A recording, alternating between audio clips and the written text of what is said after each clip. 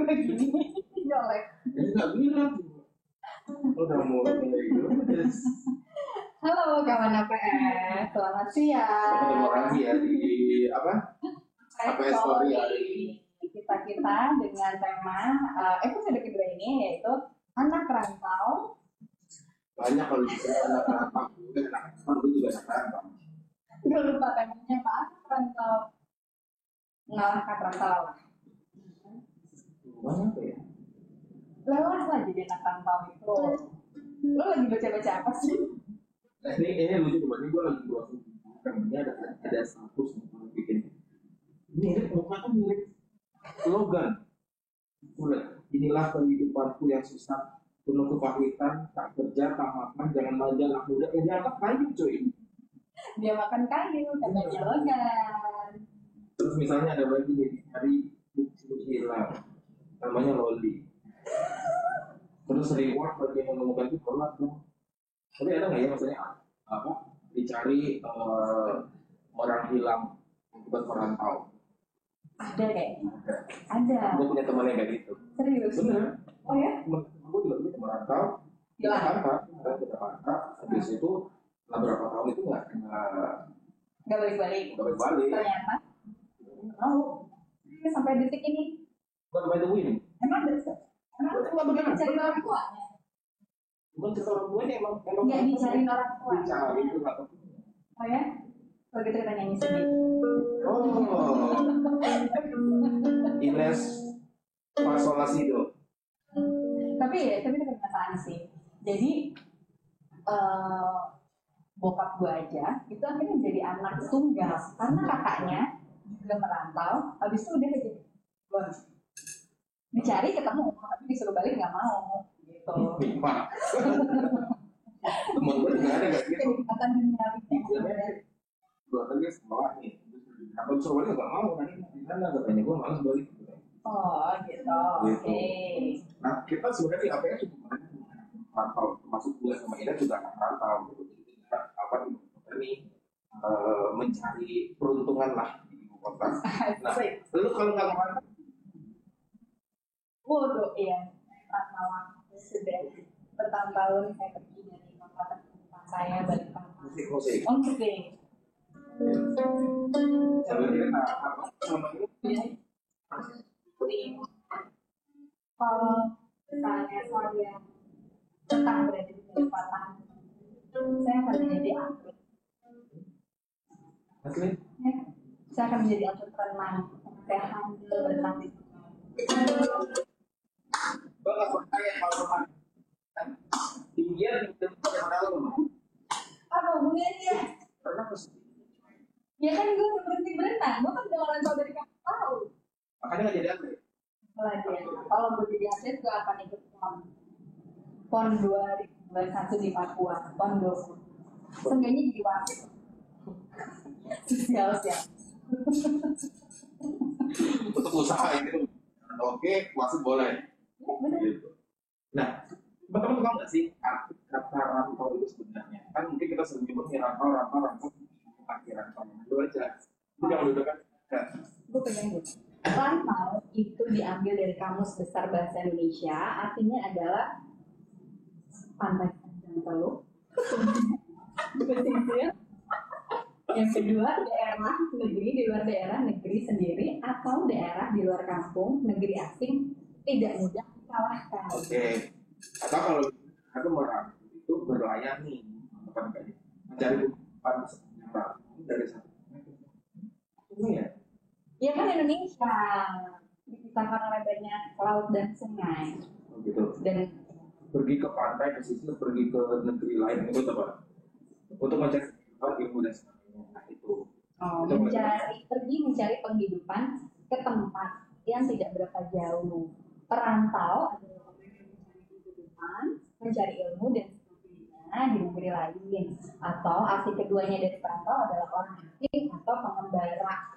Tapi kalau kita ngomong apa yang merantau ini sekedar mencari kehidupan, artinya ada konsekuensi nih yang harus kita hadapi sebagai anak rantau. Ya kalau misalnya sekarang sudah ada keluarga nih Jakarta, tapi lu mau apa? Teman Oh, mau curhat.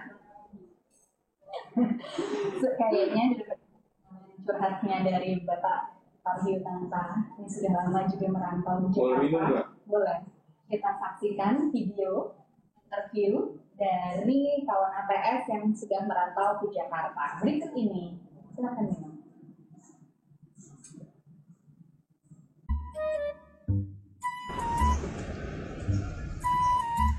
Hai, saya Muhammad Ridwan Said yang lebih dikenal biasa dipanggil Iwan.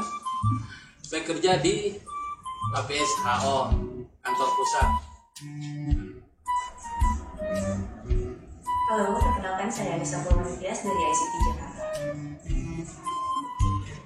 Halo semuanya, perkenalkan saya Yuda, saya di divisi akuntansi dan anggaran.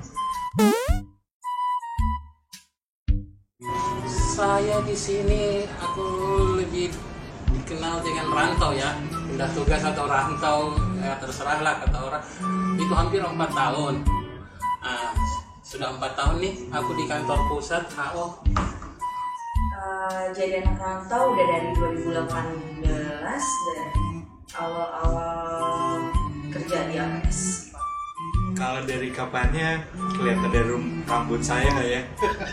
Sebenarnya saya masih baru Pak, saya dari Valentine tahun ini, Februari tepatnya. Saya itu berasal dari Makassar, lebih keren disebut Kota Daeng atau bahasa bandaranya UPG. Sekarang di HO, di kantor pusat Jakarta. Saya berasal dari Cirebon dan kebetulan saya fresh graduate, saya langsung bekerja di APS tahun ini. Sekarang dulunya itu saya di APS Manado. Terus kebetulan saat itu saya dipanggil di bulan Februari untuk membantu di tim KO di Departemen Akuntansi dan Anggaran. Saya sih tantangan kemarin merantau itu bukan karena memang keinginan penuh ingin merantau, tetapi pada saat itu ada penawaran, terus ingin coba-coba, dan selanjutnya mungkin agak perbaikan kesejahteraan juga sih. Berani merantau karena pengen punya teman baru dari berbagai macam daerah sih, sama ingin punya karir di Jakarta. Ada pilihan kali ya. Demi sesuap nasi mungkin barangkali seperti itu tepatnya ya. Tapi yang jelas saya cobalah untuk berusaha apakah itu bisa memenuhi ekspektasi daripada perusahaan kita yang Sukanya merantau kan saya akan melihat tradisi, suasana baru, apalagi ini kan katanya di ibu kota pasti keren. Nah, mungkin ada dilihat dari sisi mana sih namanya, di mana kerja, di HO, di kantor pusat. Kan kalau daerah, wah itu untuk si Iwan kerja di HO kantor pusat tuh. Sukanya karena punya tim kerja yang asik sih. selain kenal sama budaya Budi, Pak Daya, Pak Digi, budaya tentunya ya, beraneka ragam, dan saya ketemu dengan teman-teman semuanya di sini, berbagai provinsi, tentunya pasti akan menambah pengalaman yang baru dan tidak hanya sekedar di lingkungan Manado saja saat itu. Ya, hambatannya sih dalam merantau ini hanya faktor kangen dengan keluarga ya, karena sebagian keluarga besar, orang tua, dan istri pun ada kan di daerah asal. Jadi semuanya kan segala sesuatunya aku yang sendiri, aku yang ngurusi sendiri. Hambatannya paling jauh dari orang tua ya, kangen masakan mama mungkin. Ada sih hambatannya lebih ke hati ya Pak. Kenapa tuh hatinya? Soalnya kan kita LDR. LDR tahu nggak? Tanya dong. Oke, saya tahu LDR itu Pak. LDR ya berarti ya, lebih utamanya LDR berarti ya. Iya, kembali ke daerah asal itu pasti. Kalau mau lebih cepat kondisinya lebih baik lagi, tapi tergantung dari perusahaan deh. Mau kembali ke daerah asal, mau tunggu atau sampai pensiun ya nantilah dilihat kalau saya rasa sudah cukup untuk bekerja di Jakarta, saya mungkin akan kembali ke kota asal saya dan menjalankan tugas terakhir saya, yaitu menjaga kedua orang tua.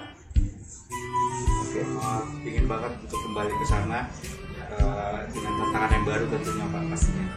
Saya berharap sih lebih cepat lebih baik.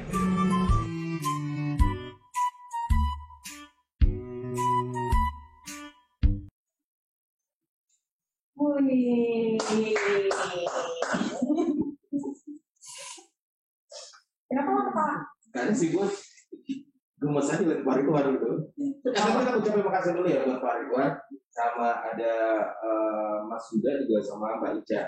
Tapi mereka juga anak perantauan, satu dari Makassar, satu dari Manado, satu lagi dari Mbak Cirebon. Ica dari Cirebon. Pas graduate langsung masuk KPS. Bagus dong. Cirebon. Iya benar. Kita bacain komen dikit. Udah banyak yang gabung nggak sih? Udah banyak yang gabung. Udah 100 berapa nih? Nggak tahu juga udah tahu berapa ya. Nggak belum masuk di 100 berapa tidak tahu juga nih.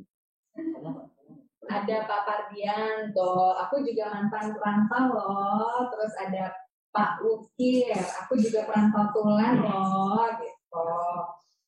Terus Astrid juga perantau loh, katanya gitu. Katanya suara MC hilang. Ada nggak tuh? Kedengaran nggak suaranya kita? Ada suaranya? Ada ya? dong. Ada.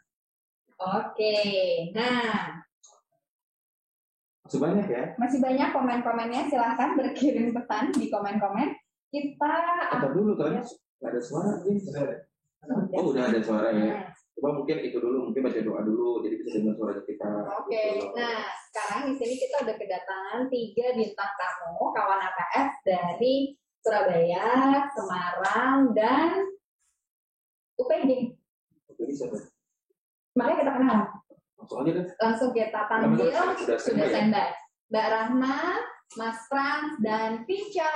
Tepuk tangannya. Halo. Halo.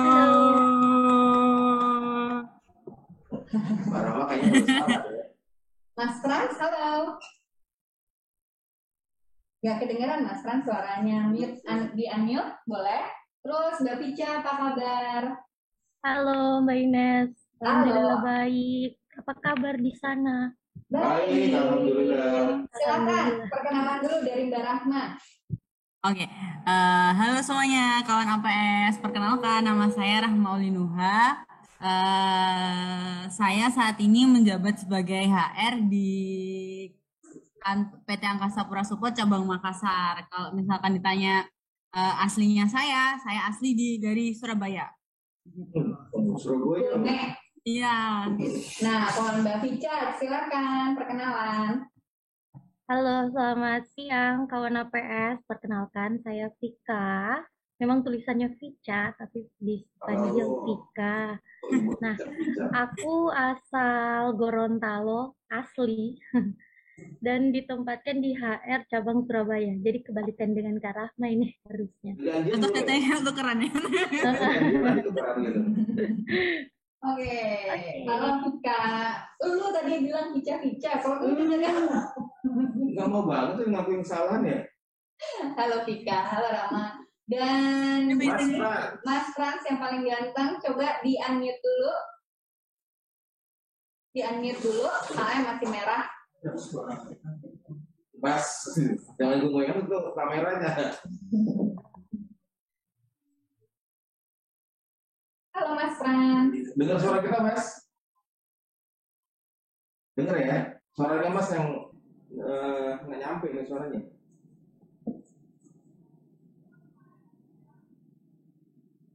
Halo Mas Frans. Nah, sebelum Mas Frans memperbaiki soundnya, mungkin saya perkenalkan sedikit. Mas Frans ini adalah TL parkir ya Mas. Mas bisa gini kok kalau misalnya informasi saya benar. TL parkir, tim leader parkir di Semarang. Aslinya dari NTT, ya nggak Mas? Angkat tangan. Kalau informasi saya benar, angkat tangan. Iya. Bener nggak Mas? Oh, bener. Oke. Oke, dari Kita NTT. kayak membaca dari bahasa gerak-gerak bibir. Iya dong. Iya. Oke, kita mulai ya ngobrol-ngobrolnya. Oke, Mbak Rahma sendiri. Mbak Rahma kan dari Surabaya nih. Ya Mbak Ines. Waktu pertama kali pindah ke Makassar, itu apa sih? Apa ya? Kayak waktu pertama kali, Maksudnya lu pindah ke Makassar. ngapain mau pindah ke Makassar gitu kan, di Surabaya itu kota besar. Kan Makassar juga kota besar. Besar gitu. Halo, selamat siang Bu. Halo Mas Frans. Nah, itu baru kedengeran suaranya. Ya. Mohon maaf Iya, nggak apa-apa. gangguan. Maafin kok Mas. Oke, Mbak Rahma. Silakan. Ya. Waktu pertama kali pindah ke Makassar, waktu itu pastinya antara seneng atau sedih ya, karena emang niatnya mau kerja, maunya merantau aja, nggak usah di Surabaya, karena sudah bosan di Surabaya, karena dari SD sampai kuliah itu di Surabaya terus.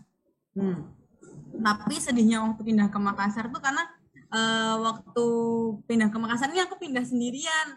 Orang tua nggak ada yang nganterin, jadi benar-benar dilepas sama orang tua, jadi benar-benar berangkat sendiri. Kalau misalnya orang tua ikut nggak merantau namanya Mbak. Oh iya benar, maksudnya kan seenggaknya diantar Yang ke gitu. airport, yang gitu kan, maksudnya seenggaknya diantar ke airport kek, gitu. Iya, ngantar ke airport kah atau ngantar ke tempat sampai kos-kosan? Enggak, dilepas sendirian, benar-benar disuruh cari kos sendiri, benar-benar disuruh ngapa-ngapain sendiri. Pokoknya semuanya serba sendiri. Untung teman-teman yang di Makassar nih baik-baik semua. Jadi waktu pertama kali pindah ke Makassar dijemput sama partner HR juga, sama Mbak Erni. Jadi ya langsung pergi ke kos-kosan sendiri, terus semuanya cari barang-barangnya juga sendiri. Itu sih yang bikin pertama kalinya merasa, oh begini ya ternyata jadi anak rantau kalau misalkan pindah jauh sekali dari Jawa ke luar Jawa, ke Sulawesi Selatan. Tuh. Mbak Ines. Oh, oke. Oh, oke. Bentar ya. Ya. Oke, kita harus ngobrol-ngobrol lagi deh. Jadi gini, teman-teman yang di YouTube yang belum dengar suaranya Rahma tadi, saya ulangin ya. Jadi, kata Mbak Rahma, Ini agak-agak goces sebenarnya ya, makanya cuma makan siang kali. Ya muncul ada gak nih goik emang. jadi tadi Mbak Rahma menjelaskan bahwa Mbak Rahma itu dari Surabaya. Pertama kali pindah ke Makassar, itu tuh dibiarin sama orang tuanya, dilepas, bahkan ke airport pun tuh nggak dianterin gitu kan. Kalau biasanya kalau orang tua anaknya merantau itu setidaknya sampai Iya, mungkin kalau orang tuanya Mbak Rahma mungkin mengajarkan Mbak Rahma untuk mandiri. Mandiri. sering kabur lagi ya. Enggak. Dia udah tahu terus udah jalan-jalan aja dah, gua mengantar gitu. Jadi ceritanya dia ke Makassar sendiri, untungnya katanya teman-teman di Makassar pada baik, jadi yang nyariin kosan, yang jemput, apa segala macam teman di Makassar. Mbak Rahma ini kalau gue lihat ini kayak apa ya, one of million gitu loh. Maksudnya gini loh, biasanya orang merantau kalau dari daerah itu pasti mindsetnya langsung ke Jakarta. Semua itu ngumpul di Jakarta, ya kan? Mau dari provinsi mana, kota mana, mau nyari kerja itu, mau jadi promo itu ke ibu kota, ke Jakarta. Cuma Mbak Rahma intinya Makassar, atau mungkin karena masalah kerjaan yang dapatnya di sana kali ya. Iya bisa jadi. Saya bertanya aja. Tapi juga ada kalau biasanya orang merantau sampai ke Papua coba. Ada yang merantau di Papua kan? Ada. Karena kerja di sana bagus. Ada lah. Ada. Jadi coba kita tanya Mbak Rama, kenapa? Gimana Mbak Ines? Kok? Tuh, tadi kan kata Tanta kamu one of million gitu. One in a million Iya. gitu kan? Kenapa kamu Miliknya Makassar. Waktu itu dipilihin sama Mbak Ines, kenapa bisa ke Makassar? Oh gitu. Jadi ada Ines di proses kamu jadi anak rantau gitu ya? Iya, Mbak Ines adalah bagian dari proses saya kenapa saya bisa ke Makassar gitu. Padahal maunya yang deket-deket aja di Jogja deh. Untuk di Mbak Makassar. Ines kasihnya di Makassar. Tapi kalau Mbak Rama sendiri pengennya nih kalau misalnya mau merantau nih, maunya memang nggak di Jakarta atau gimana? Maunya sih waktu pertama daftar APS maunya sih di Jogja aja, kan deket kan tuh, kalau misalkan Surabaya Jogja kan deket gitu. Nah, maunya di Jogja aja, gak apa-apa deh di Jogja, merantaunya nggak usah, paling nggak jauh-jauh lah, deket lah pokoknya Jogja, gampang kan aksesnya, mau dari Surabaya ke Jogja kan deket. Tapi ternyata waktu tes di APS, Rahma mau nggak tapi penerimaannya nanti ditempatkan di seluruh Indonesia. Ya udah deh, nggak apa-apa gitu. Oke. Tapi mau nanya nih, kamu yakin waktu itu Ines itu menyemangati kamu untuk bisa survive di sana, atau menyemangati sekali? Mbak Ines kan support sekali waktu itu. Udah Rahma di sana aja nggak apa-apa begitu. Yakinnya jadinya oke. Tekin. Ines kan suka manis-manis di depan aja sebenarnya gitu loh, manis kata-kata aja. Maksudnya lain sih sebenarnya. Coba tanya sama Vika. Coba kita tanya sama Vika. Vika, kenapa bisa dari Gorontalo ke Surabaya? Siapa yang nyuruh ke Surabaya? Sampai jawabannya Ines lagi. Udah fix. Gue curiga lu tuh punya bisnis, Nes. Lu penyalur ya? Coba tanya Vika.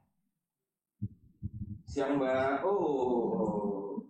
Ini juga perantau. Ada Budi Smiati. Oh. Vika silakan. Boleh. Vika silakan. Vika nggak ada suaranya.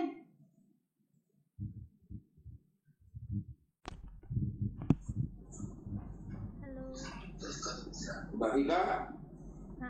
Halo. Kecil suaranya. Kecil banget suaranya. Wow. Pakai speaker yang gede gitu Mbak. Pakai bass vokal gitu. Gimana, udah ada nggak ya? Pakai salescan tuh Mas. Lu pakai salescan Mas. Kalau kayak dulu nggak ada suaranya. Nggak ada suaranya udah. Sabar dulu Mbak, kita sabar dulu. Vika bentar ya. Coba Mas Frans. Ini nggak gara-gara Ines. Iya, ini nggak gara-gara Ines, ini tetap gue masih percaya. Selamat siang. Mantap, ada suaranya. Kalau Masa dari NTT-nya di mana ya? Kalau boleh tahu, Kabolota. NTT-nya di Pulau Flores, Bu. Oh, di Flores. Ya, Flores. Sampai-nya di tadi Mas Frans Tempat Semarang. Oh, Semarang. Semarang, nah di Semarang, Pak. Berarti itu penugasan ya Mas ya? Atau memang dapat kerjanya itu langsung di Semarang? Saya dapat kerjanya di Semarang. Oh, gue nggak tahu sih. Apa jadi Semarang? Halo. Kenapa Mas? Saya udah lama di Semarang merantaunya. Dari kuliah mungkin udah di Semarang ya? Saya merantau dari tamat SMA. Jadi lama. Bisa bahasa Jawa dong Mas? Bisa. Udah bisa ya? Coba pakai bahasa Jawa Mbak Rahma. Pakai bahasa Jawa. Udah lancar ya. Udah lancar. Keren. Coba. Jenengnya sopo Mas, bener nggak? Iya. Sopo, ya. Ini Mas Frans. Asmane sinten Mas? Ada sekali Mbak Ines. Mas Fransnya pemalu ya? Mas Fransnya pemalu ya? Coba Rahma deh ngobrol sama Frans. Tapi kalau bahasanya bahasa Jawa, aku bahasa Jawa kasar Mbak Ines. Mungkin kalau Semarang kan beda logatnya. Ada tambahan iya nggak ngono, ada kayak gitu-gitunya. Jadi beda sama bahasa Jawanya Jawa Timur. Jadi bahasa Jawa Semarang hampir mirip sama Solo sama Jogja. Jadi dia lebih halus. Ya betul. Caranya. Jadi lebih kromo. Lebih kromo, lebih halus ya daripada Jawa Timur. Kalau Jawa Timur kan kasar. Iya. Kelihatan di Rahma kan kasar. Nggak halus. Itu makanya nggak salah kan ditempatin di UPG. Iya benar. Survive dia. Survive dia di UPG. Makanya nggak perlu datang sampai airport, nggak perlu. Nggak enak bisa. Gitu. Mbak Vika, kita coba lagi dengan Mbak Vika. Halo. Nah, aduh inget ya. Mbak Vika bisa cerita nggak awalnya di mana? Oke.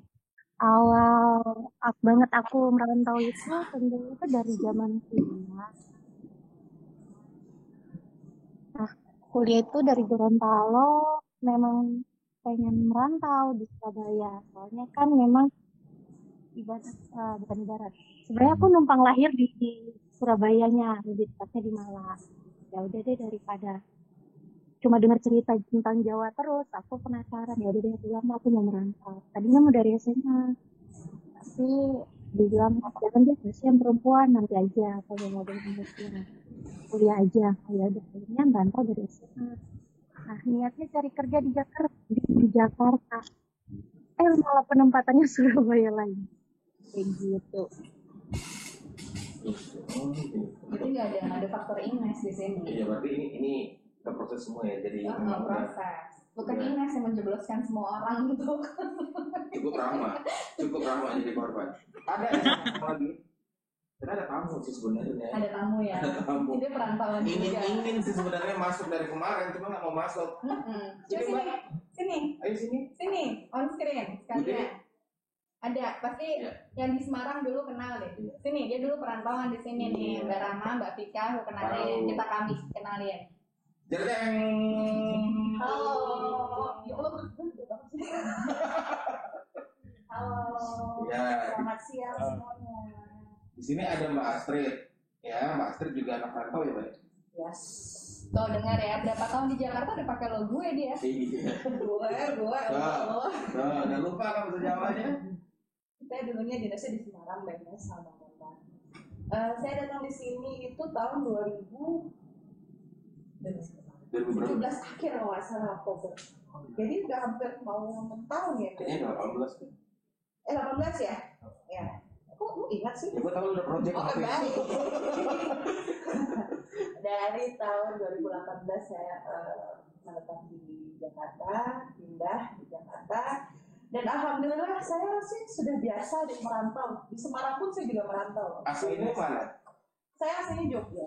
Aslinya Pundi, aslinya maklum, orang Padang ngomong Jawa ya. Masih dikit-dikit ya kayaknya. Lu geser ke sana bukan ke sini. Mana sih? Bukan dikit. Oke, baik. Terus? Ya dulu waktu penempatan waktu awal di Semarang sih ya itu yang menjadi agak-agak sedikit dilema ya, karena pertama kali kerja jauh dari orang tua ya kan, itu tuh sempat menangis semalam gitu kan. Cuman karena kebutuhan hidup jadi saya harus kuat ya kan, harus jadi orang yang mandiri, jadi ya saya jalan saja gitu. Dan di situ jadi banyak teman, karena teman di Semarang tuh kan nggak cuma teman kantor aja, OS itu juga jadi teman deket. Kayaknya udah cukup gitu. Oke, baik. Terima kasih ya. Baik. Panggil aja kasih aja bukan. Lama juga nggak apa-apa loh, sejam. Bisa nggak ada porsi. Oh ya, semuanya ya. Mau nanya Vika sama Rahma. Iya. Vika, Rahma sama Mas kalau tadi kan Mbak Astrid katanya ada menangis semalamnya nih, ada drama menangis semalamnya. Kalau kalian ada dramanya kayak gitu nggak pertama kali pindah? Oh, ada pastinya kalau aku Mbak Ines. Apa? Nangis karena di daerah lingkungan kos itu nggak boleh ada Gojek yang masuk di area perumahan situ. Jadi kalau misalkan ada Gojek yang masuk, dia disuruh keluar tuh Gojeknya, maksudnya nggak boleh jemput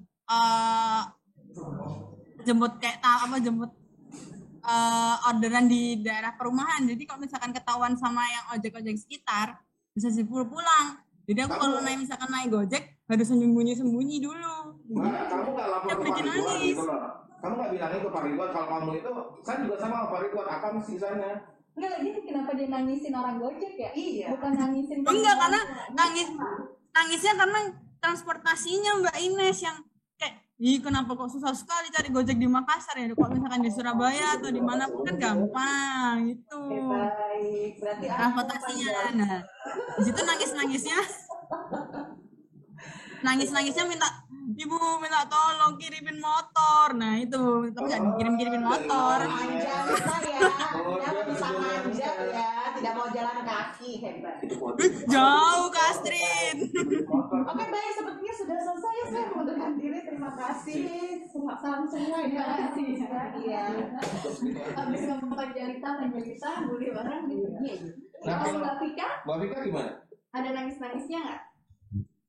Kalau nangis-nangis pasti, tapi untuk nangis awal merantau itu pastinya yang terjadi pas zaman kuliah. Kalau pas zaman kerja ini alhamdulillah enggak. Karena memang udah pernah ngerasain gimana sama kayak Karama, pindahan sendirian, gak ada yang ngebantuin. Itu udah terjadi pas aku umur berapa itu, 17 atau 18 tahun. Jadi kayak udah biasa aja. Yang nangis paling bener-bener nangis itu tahun 2020 pas awal pandemi. Nah, awal pandemi itu kan semuanya kan bener-bener lockdown. Nah, terus aku nggak bisa masak, nggak bisa nyuci. Aku mau kemana-kemana juga nggak ada kendaraan, naik Gojek. Nah, terus aku kan biasanya laundry. Nah, itu mama aku bilang, nggak boleh laundry ya, nggak boleh. Pokoknya makan, masak, apa semua. Jadi aku mau nggak mau setiap pulang kantor ngerendam baju.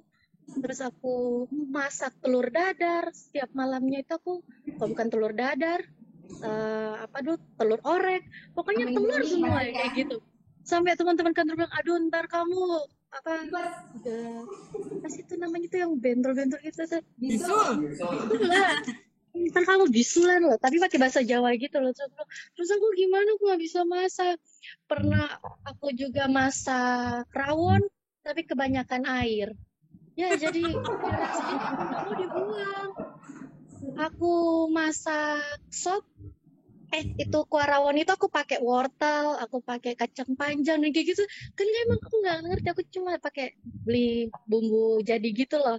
Aduh ya Allah, bener-bener aku nangis. Aku mau pulang, aku mau pulang, nggak apa-apa. Aku kerja biasa aja, yang penting dekat mama aja, yang penting aku nggak gini-gini. Itu mamaku, biasanya kan mama itu kan nggak tega ya kalau anaknya udah minta pulang kayak gitu bagi perempuan.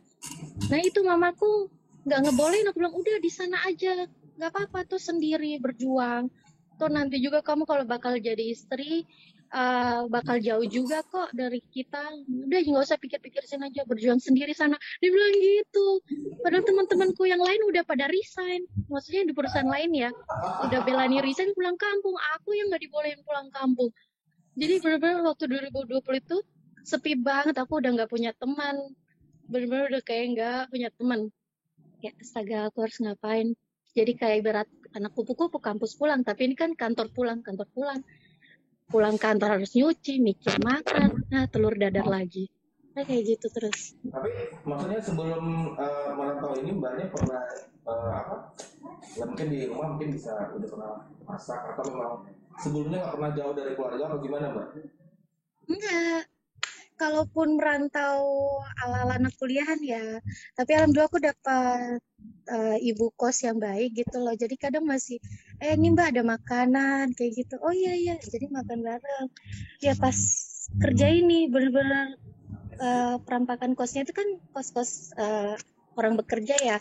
Jadi kalau masak ya masak sendiri, apa-apa sendiri. Ya Allah. Karena biasanya kalau misalnya kayak Ines udah merantau dari dari kuliah. Kuliah. Nah biasanya sih lu udah tahu kan ya akan seperti apa yang akan dihadapi kalau misalnya kerja di ibu kota atau apa segala macam. Jadi kalau lu bisa start over dari nol lagi lu nggak masalah karena lu udah tahu. Iya memang.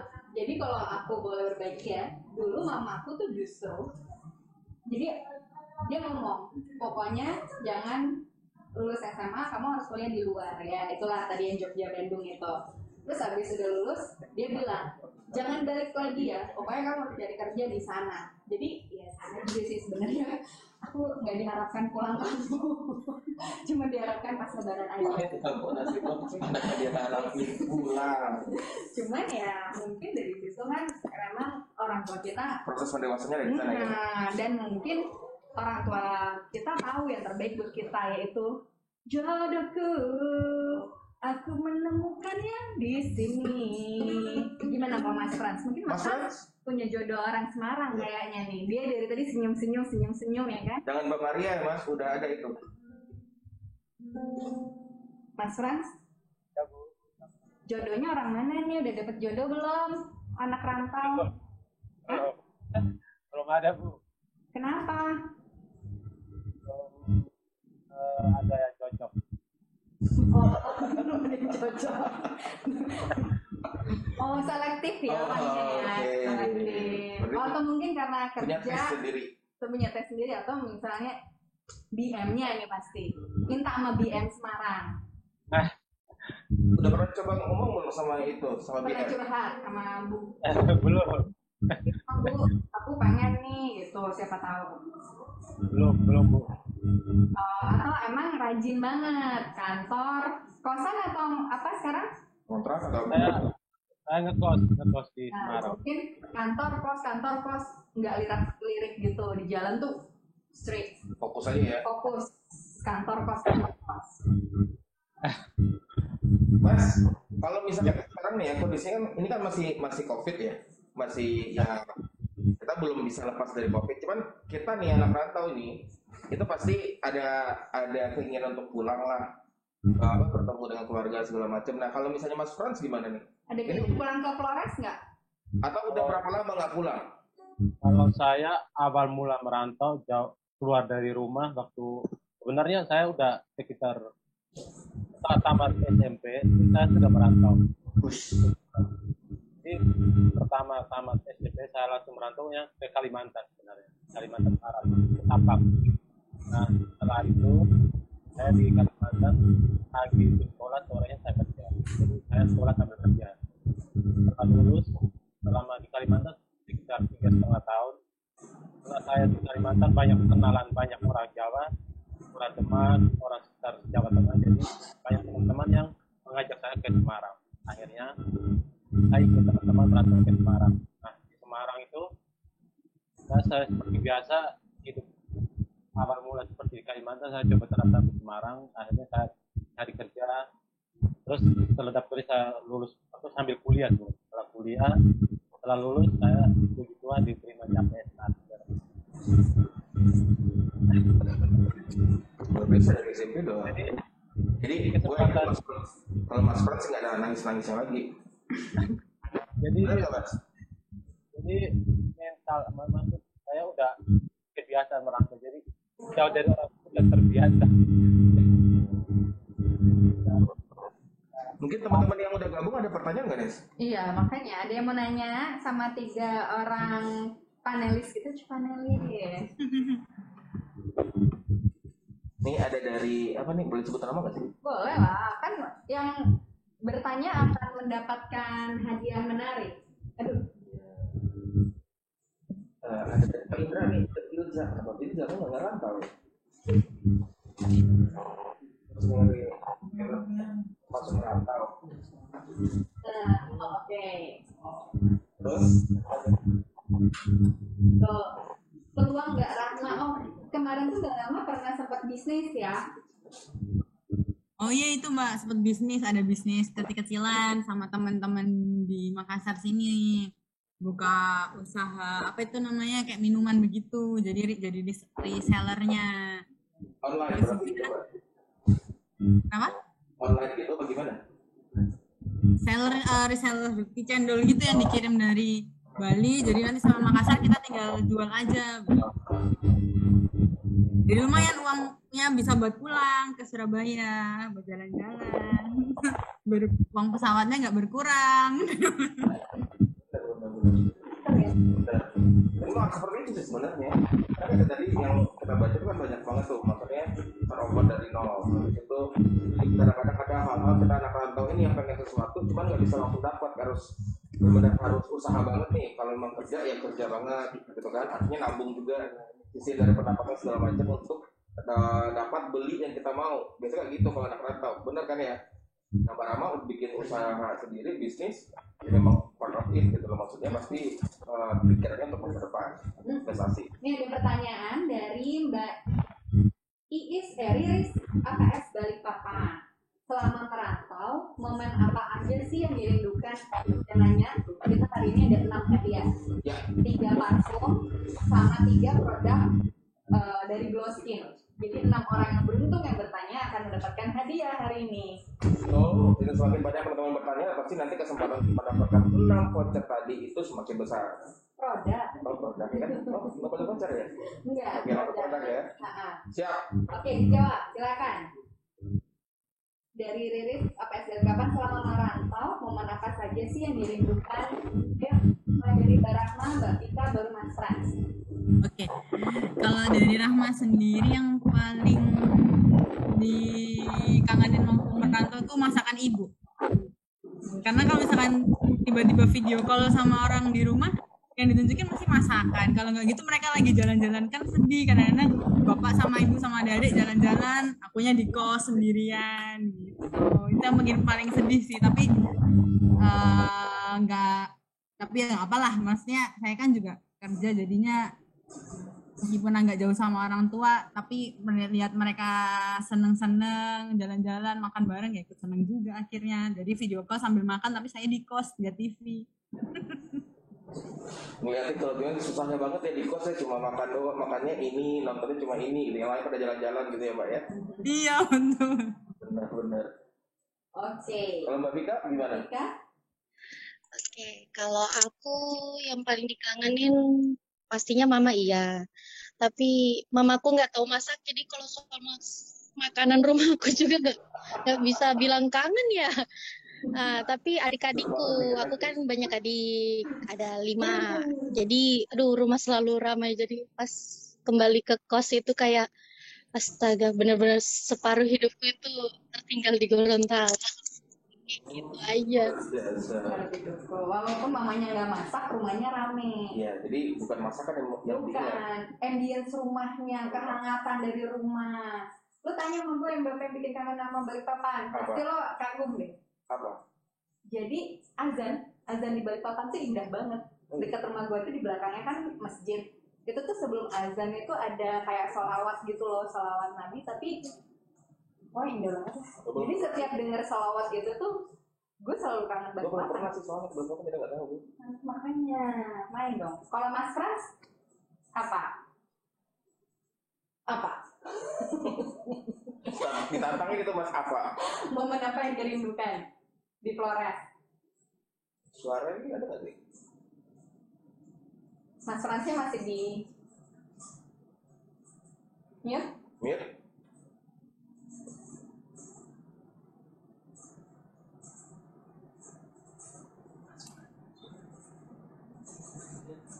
Mas Frans masih di mute?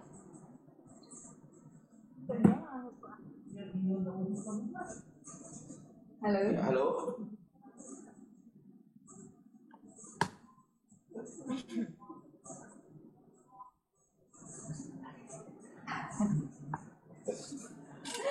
Masih ada Mas Frans ini. Mas.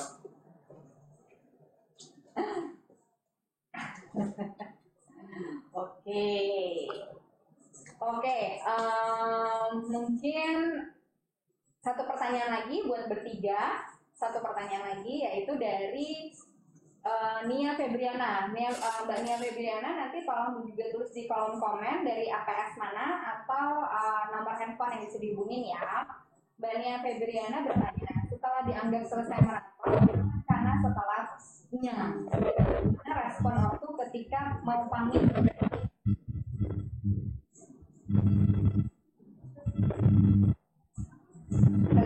Dengeran nggak? Gimana Mbak Ines, bisa diulangin? Oke.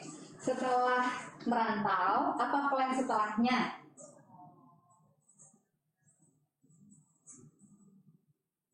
Rencana setelah merantau?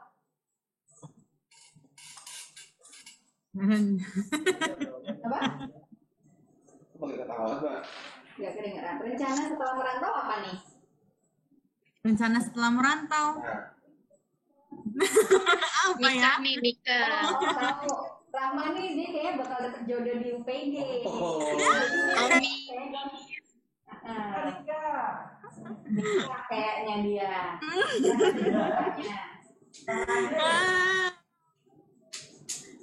Kok mau setelah merantau, kalau misalkan bisa balik ke Surabaya atau pindah ke APS Surabaya? Sama suami. Nggak tahu itu yang mainnya. Kalau Vika, apa rencananya?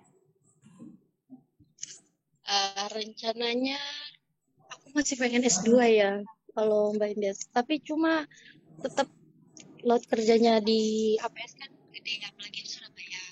Jadi kalau aku selalu melihat waktunya masih, aduh kok nggak bisa kayak gitu. Tapi kalau dibilang setelah merantau, itu mungkin pertanyaan yang nanti kalau sudah aku berkeluarga kali ya. Jadi itu harus dipertimbangkan. Kalau misalnya aku punya calon suami kelak, itu aku harus pertanyakan gimana aku kalau masih bisa kerja enggak. Kalau itu dapat jodohnya di luar. Tapi kalau sesama Surabaya ya udahlah nggak apa-apa. Kayak gitu. Masih nggak bisa dikasih jawaban kalau setelah merantau ini gimana. Tapi maunya sih pulang Gorontalo aja. Siapa tahu APS Gorontalo buka, aku di sana. Ya amin. Benar kan ya? Tambah cabang lagi. Ya, tapi kalau dapet jodohnya di Surabaya kan nggak ukir, mungkin bisa dicariin jodoh anak buahnya. Stay Surabaya jadinya. Suka lo ngejodohin orang. Soalnya kalau ngejodohin orang jadi Rumah. semua. Tempatnya nggak bisa juga, benar. Kalau misalnya mau cari-cari jodoh, hubungi aku ya. Mas Frans, gimana Mas? Udah bisa terhubung? Nah, merasa itu ya gitu ya. Ya coba Mas Frans, gimana? Apa planningnya? Saya hanya pengen menetap di Semarang.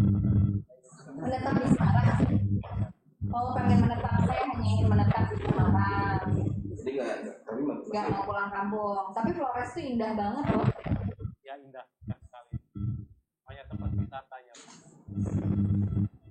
Oke, kalau begitu Rahma, Tika, Mbak Rahma, Mbak Tika, Mas Frans, terima kasih ya atas sharingnya. Kita selesai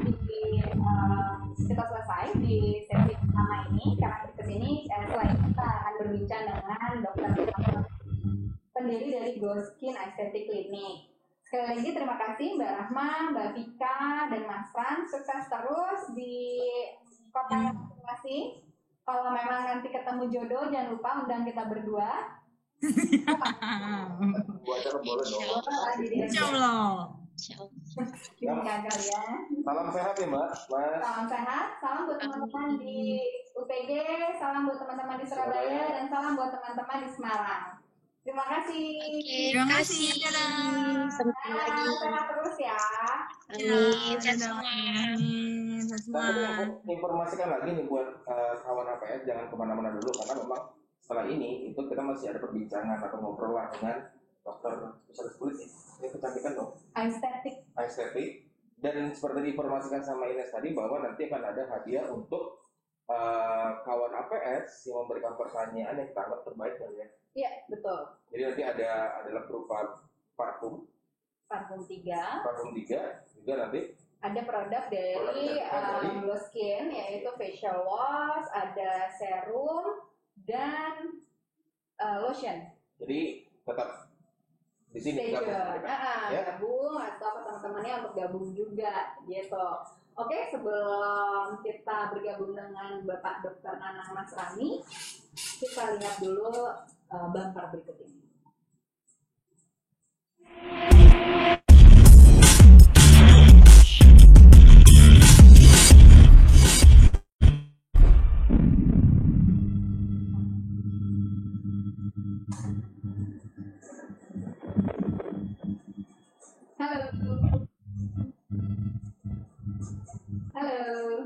Halo Ines. Halo, Halo, Pak selamat Dokter. siang, Selamat Dokter. siang. Maaf nunggu kelamaan ya. Nggak apa-apa, no problem. Kan dia Dokter Nana. Assalamualaikum, apa kabar? Waalaikumsalam warahmatullahi wabarakatuh. Sehat ya? Alhamdulillah sehat. Alhamdulillah. Bentar ya. Ini wajahnya mana ya? Nggak enak gitu ngobrolnya. Nah, gini. Tuh, ganteng kan? Iya kan? Oke, Pak Dokter. Ini sebelah saya tadi nanya-nanya. Katanya minta CV-nya dong, mau lihat gitu. Mungkin Pak Dokter sendiri yang bisa ceritain dulu dari mana, pindah ke Jakarta kapan, terus habis itu punya Glow Skin yang punya 10 klinik ya sekarang ya Pak Dokter ya? Iya, alhamdulillah. Nah, itu gimana ceritanya? Kita berdua anak rantau. Sama ya. Temanya bagus banget, anak rantau ya. Yes. Siang hari ini. Oke, Assalamualaikum warahmatullahi wabarakatuh. Selamat siang. Kawan APS ya sebutnya ya. Ya, betul sekali. Kawan APS. Salam kenal, saya Dr. Nanang Masrani. Saya dokter estetik dan anti-aging. Jadi saya lahir di Balikpapan. Kemudian saya apa namanya di Balikpapan itu sampai SMA. Kemudian setelah SMA saya pindah ya karena berkuliah merantaulah ke Surabaya. Itu awal perantauan saya tuh di Surabaya gitu. Terus kemudian setelah lulus kuliah fakultas kedokteran ya di Universitas Hang Tuah Surabaya, saya balik lagi ke Balikpapan ya, ke Balikpapan, kemudian di sana bekerja di rumah sakit, kemudian saya beri kesempatan untuk menjadi pegawai tidak tetap Departemen Kesehatan PTT ya, PTT Depkes ya, Depkes Pusat. Itu di tahun 2007. Kemudian saya selesai PTT itu kebetulan penempatannya di Penajam Pasir Utara. Oh, Penajam Pasir Utara Ya. apa kan? Kalimantan Itu Utara. jadi mungkin yang familiar dengan kota nama tersebut itu akan menjadi ibu kota nantinya ya. Oh iya Itu ya benar. Ines ya. Iya benar. Itu. Boleh jangan gue ditampol dong. Jadi saya kenal Ines sejak saya SMA dan terus pertemanan kita berlanjut di sosial media. Kemudian sekali kita jumpa karena dia juga gimana ya, Ines termasuk luas ya, networknya juga banyak seperti itu. Oke, terus kemudian setelah saya selesai PTT, kemudian karena saya harus melanjutkan sekolah lagi, akhirnya saya ke Jakarta. Tadinya mau melanjutkan kuliah ya, karena saya mendapatkan rekomendasi untuk sekolah lagi. Namun karena ada satu dan lain hal, pendidikan tersebut saya cancel ya. Saya urungkan dulu, ya udah saat di Jakarta. Kemudian untuk mengisi waktu saya bekerja di klinik ya. Kemudian tidak terasa waktu terus berjalan dan saya belum juga melanjutkan sekolah tersebut ya. Nah, kemudian dalam perjalanannya kemudian saya lihat industri kecantikan di Jakarta khususnya itu lagi naik daun lah ya saat itu. Udah mulai terpikir untuk bagaimana nih memperdalam ilmu estetik. Akhirnya saya coba untuk mengambil training, workshop, kemudian sertifikasi ya, termasuk juga diploma dalam hal anti aging dan estetik medicine ini. Seperti itu. Nah, orang tua tadinya pengen saya balik ke Balikpapan karena kita juga di sana sebenarnya udah ingin membuka klinik ya. Namun kemudian saya lihat kesempatan di Jakarta sepertinya akan lebih cepat saya untuk bisa membuild klinik tersebut. Ya udah, akhirnya saya coba untuk buka klinik. Tadinya join dengan teman, kemudian akhirnya bisa buka sendiri seperti itu. Nah sekarang saat ini kita Glow Skin, nama kliniknya Glow Skin Estetik Klinik, tersebar di 10 daerah ya, 10 cabang, termasuk juga kota kelahiran saya Balikpapan, karena memang keluarga besar saya, ibu saya, orang tua saya, ayah saya di sana, jadi tetap akarnya juga di Balikpapan. Jadi sebelum pandemi biasanya saya ke Balikpapan setiap 3 bulan, 4 bulan, terus kemudian Lebaran juga itu pasti di Balikpapan, selebihnya di Jakarta, gitu, kurang lebih ya. Dan luar negeri kali ya, karena Oke. aku sering banget luar negeri kayak menghadiri workshop, training, seminar iya. Hebat kan? Iya, kalau seminar, workshop memang biasanya kalau keluar negeri itu pasti saya selalu pengen bukan cuma jalan-jalan aja ya, tetap ingin menimba ilmu. Jadi menimba ilmu, kemudian ada waktu, selebihnya traveling, kemudian belajar tentang culture di sana seperti apa. Ya, saya sempat juga pengen tahu seperti apa sih Islam di negara Eropa. Saya sempat juga muter-muter ke sejarah peninggalan Islam di Eropa seperti itu. Jadi selalu nggak cuma sekedar jalan-jalan, tapi juga ingin menambah ilmu gitu. Aku nggak diajak. Siapa lo? Ayo dong. Loh, siapa lo temen? Ya teman, itu juga udah aja juga nggak harus. Lu kali Nes. Aku mau tanya nih, kenapa pilihannya jatuh ke Surabaya? S1 di Surabaya kan ya? Iya, kuliah di Surabaya. Kenapa nggak barengan sama Ines sama ambil di Bandung?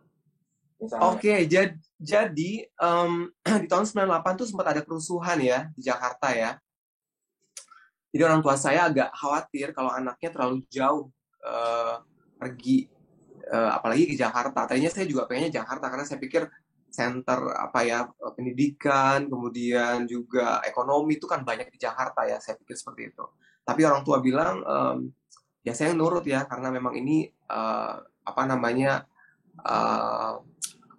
cita-cita orang tua juga ya, saya untuk menjadi dokter itu termasuk orang tua tuh pengen banget anaknya punya anak yang jadi dokter, termasuk saya juga saat itu dari kecil itu pengen jadi dokter. Nah kemudian yang paling deket itu saat itu Surabaya ya, dari Balikpapan tuh Surabaya cuma 1 jam deh penerbangan kurang lebih, jadi nggak terlalu jauh, jadi dipilihlah Surabaya gitu. Jadi itu pertama kali saya merantau ya, kota Surabaya. Oke. Terus nih, kalau di Balikpapan kan saya juga kita dari Balikpapan juga ya. Di sana kan ada beberapa bahasa gitu ya. Ini mungkin buat penonton yang nggak tahu, di Balikpapan itu aku tuh selalu bingung kalau ditanya, Mas pakai bahasa daerah Balikpapan dong, karena aku ngerasa nggak ada nih bahasa daerahnya. Maksudnya kita di sana tuh perantauan semua. Kalau Pak Dokter bisa bahasa apa? Kalau ngerti bahasa hampir semua kayak Banjar, Bugis, Jawa itu 3 suku terbesar ya di Balikpapan, itu saya ngerti bahasanya. Tapi untuk mengucapkan secara lancar itu tuh masih kurang.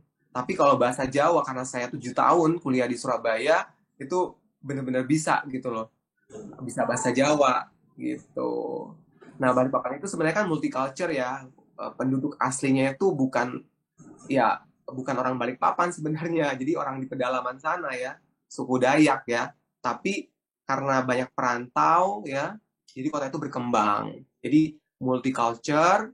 Jadi ada suku terbesar itu adalah dari Sulawesi Selatan, yaitu Bugis, Makassar, kemudian Banjarmasin ya dari Banjar, kemudian juga Jawa, itu 3 suku terbesar. Yang lainnya juga ada banyak ya, seluruh Indonesia ada di Balikpapan. Jadi ini mini metropolitan sebenarnya Balikpapan kalau yang belum pernah kesana. Nah ngomongin bahasa nih Dok sama asal nih, karena ada loh misalnya orang-orang yang itu malu nyebutin mereka asal dari mana. Ada. Terus misalnya pindah deh, soalnya kan waktu pertama kali pindah tuh suka yang kayak aku aja ya, waktu pindah pertama kali ke Bandung selalu ditanya kan, Ines asli mana? Terus selalu yang kayak dari Balikpapan, mana tuh dasar anak daerah, nggak pakai dasar anak daerah gitu. Betul. Nah, kalian ada rasa minder kayak gitu nggak sih kalau ditanya-tanya? Sama ini Dok, ada juga yang misalnya ada anak rantau nih, jadi misalnya ini let's say ada dia merantaunya ke Jakarta, nah setelah balik nih ke daerahnya dia itu udah satu nih contohnya, dia nggak mau lagi nih pakai bahasa daerah nih, langsung pakai lu gue gitu kan. Habis juga ada lagi yang misalnya gini, misalnya kita nih saya sama Ines itu dari kota yang sama, ketika ketemu itu biasa kalau dari sama daerah kita kan cenderung pakai bahasa daerah ya, karena udah ibarat kata lah gitu. Ada juga anak rantau yang seperti itu nggak mau lagi nih pakai bahasa daerahnya, dan dia ketika berkomunikasi dengan sesama anak rantau di kota dia merantau nih, jadi udah pakai bahasa Indonesia, pakai bahasa gaul Jakarta segala macam. Dokter pernah merasakan yang seperti itu nggak? Pernah merasa malu mengakui asal daerah? Apa gimana? Oke, kalau yang tadi dibilang Balikpapan tuh di mana? Iya, banyak banget yang tanya Balikpapan tuh di mana, di hutan atau seperti apa ya Balikpapan itu? Apakah jadi seringkali dibuat guyonan ya, misalkan baliknya papan misalnya seperti itu. Jadi tapi itu nggak membuat saya kayak minder, enggak, justru saya tuh bangga banget menjadi warga Balikpapan ya. Jadi kenapa? Karena saya lahirnya di sana dan kota itu dengan mudah kita jelajahi. Jadi dengan mudah kita beradaptasi di Balikpapan ya. Masyarakatnya juga ramah ya. Kemudian mau kemana-mana juga gampang. Misalkan kita mau ke bandara, itu saya dari rumah ke bandara itu cuma sekitar 5-10 menit. Jadi nggak perlu yang kalau Jakarta sih harus 2 jam, 3 jam sebelumnya udah jalan gitu kan. Tapi kalau ke Balikpapan tuh masih bisa udahlah santai aja. Terus kemudian kalau di Balikpapan karena juga saya kenal sama orang-orang di dalam sana, jadinya gampang aja. Misalkan mau check-in segala macam tuh jadi lebih mudah gitu. Jadi buat saya sih, saya nggak ada rasa minder untuk mengakui saya dari Balikpapan. Justru saya bangga banget, saya dari Balikpapan. Selalu saya bawa nama daerah kelahiran saya tersebut ke pihak kemana saja saya bergaul ya gitu. Kemudian kalau ketemu orang Balikpapan sepertinya sih ya bahasanya juga logat-logat Balikpapan juga gitu. Seperti apa namanya ya itu, jadi bahasa-bahasa yang kita pakai dalam pergaulan sehari-hari tetap kita pakai saat bertemu. Jadi kayak merasa apa ya, senasib sepenanggungan kali ya. Gitu. Nyesel nggak berteman sama Ines? Enggak dong, justru senang banget. Ines termasuk pribadi yang sangat menyenangkan ya. Jadi kita tuh dari SMA grupnya itu bener-bener bondingnya bagus banget. Bahkan kita sampai udah bertahun-tahun ya kita lulus SMA itu masih tetap menjalin silaturahmi dan saling mencari juga ya. Entah mencari lewat sosial media, mencari lewat ya pokoknya bondingnya tuh bagus banget. Jadi bangga banget dengan Ines. Sebenarnya ada gimmick di belakang ini sebelum mulai nih, Ines sudah WA dulu sama dokternya, dokter bilang ini ya, angkat nilai. Enggak. Lu pengen tahu aib gue di Balikpapan enggak? Gue nanya, cuy, gue cuma nanya. Dia pengen tahu aib aku di Balikpapan, nggak ada aib kan? Nggak ada, bener-bener rapi, bersih namanya, nggak punya image yang buruk, selalu menjadi role model lah ya. Tapi dokter tahu nggak nama aslinya Ines itu siapa sebenarnya? Ines Inayah Adelia kan? Iya benar kata dia. Siap. Dia pengen ngebully, udah jangan. Oke, kita balik lagi ke tantangan. Masih musim yang ngebully ya? Nah, mampus dimarahin kan? Nah, ini tuh bukti kenyataan kita, dokter. Kita kalau sama Ines, kalau ngomongnya kepulan itu nggak akan nggak direspon. Cuma kalau ngomongnya keras itu kita baru connect nih rasanya gitu. Jadi karakternya keras ya. Ngegas. Harus. Ngegas. Iya. Dulu kalem. Tipe orang Kalimantan emang suka ngegas sih Mas, memang. Betul kan? Tadi udah dijawab tuh.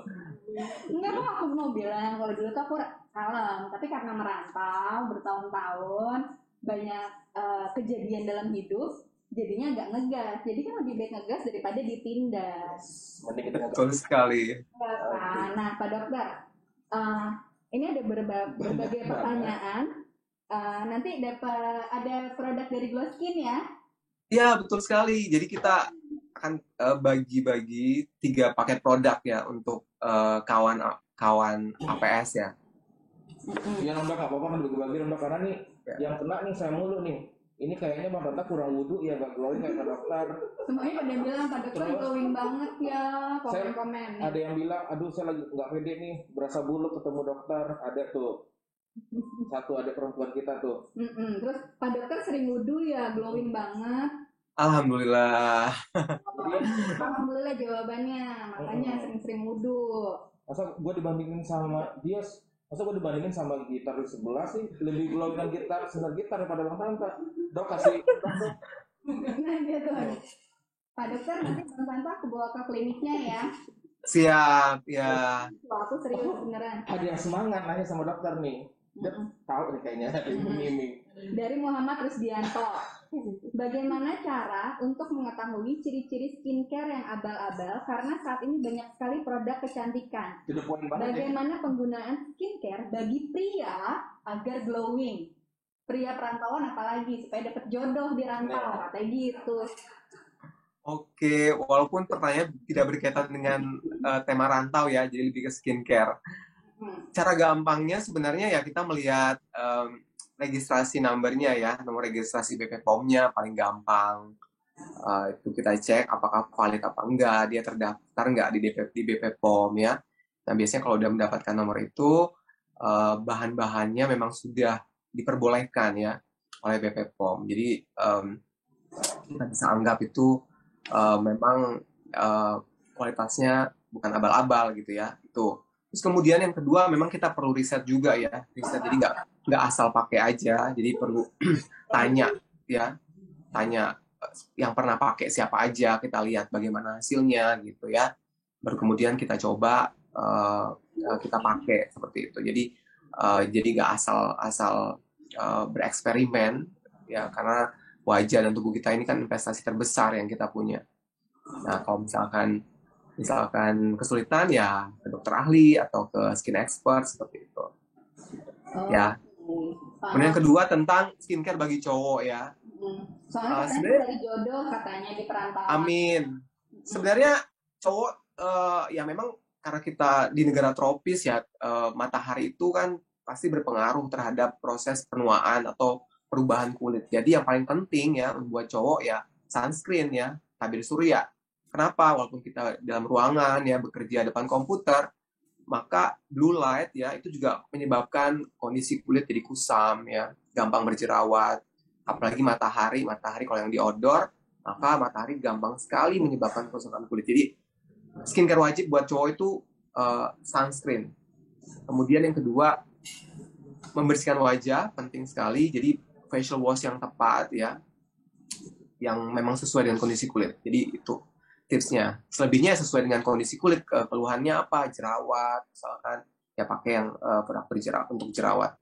Yang kusam ya serum-serum untuk kulit kusam. Jadi yang paling penting tadi buat cowok sunscreen dan facial wash. Oke, itu tipsnya. Gampang ya. Pasang gua putar lampunya dimatiin. Bukan karena ring light ya dok, glowingnya nih. Dia marah-marah karena katanya ring lightnya mati. Bukan karena ring light ya. Nyalain lampu semuanya ya. Nih dia marah-marah soalnya di situ ring lightnya saya matiin, aku matiin terus dia marah-marah katanya nggak glowing. Oke, ini ada pertanyaan dari Filza Alifa. Filza Alifa bertanya bahwa, dok mau nanya dong, kalau masih usia 24 tapi udah pakai produk-produk anti-aging boleh nggak sih sebagai pencegahan usia 24? Pakai Gak ada yang nanya tentang anak rantau ya, oke. Ini skincare lagi ya. Itu ibaratnya kesiram. Ya udah, oke bagus. Pertanyaan bagus banget ya memang. Ingat lagi anak rantau. Maaf ya, dokter. Semangat Mbak Dokter langsung ke sirup. Ya, oke, baiklah.